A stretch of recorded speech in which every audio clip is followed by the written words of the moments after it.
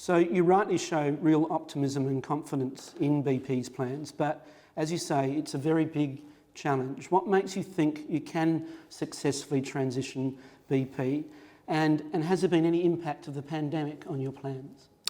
Well, look, I think, you know, we're not a company that that wants to in any way boast about our skills, because I don't think that's a particularly attractive thing to do.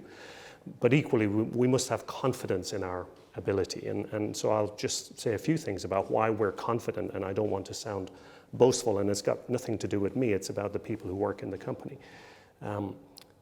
We have been steeped in the energy markets of the world for 112 years. That brings with it something. We have thousands of engineers and scientists in countries all over the world. We operate in 70 countries around the world.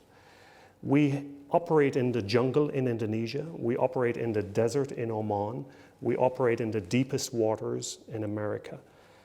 We build massive projects. The projects that brings natural gas from Azerbaijan to Europe crosses 7 countries. It's a $40 billion project. BP, with its partners, helped do that.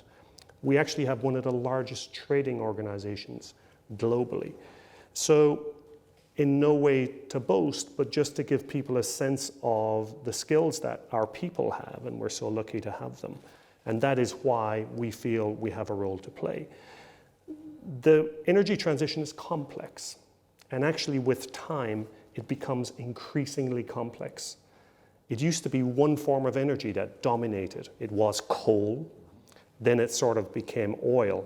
But the energy system of today is multifaceted. And that's actually complex. And we actually love complexity. Yeah. Because actually that's where we add value. We can knit together these things to give people what they want. A hospital wants clean energy. It wants affordable energy. And it needs that energy to be reliable. So that's a little bit about what we're up to. In terms of the pandemic, again, maybe a lesson for me, but you know, it would have been very easy last year to say, you know what, the pandemic has hit, let's hit pause and actually and wait. And we didn't hit pause, we sort of cracked on, so to speak, and we launched a new purpose, a new ambition, a new strategy. We took the painful decision to cut the dividend in half. We restructured the company in the biggest reorganization in its history.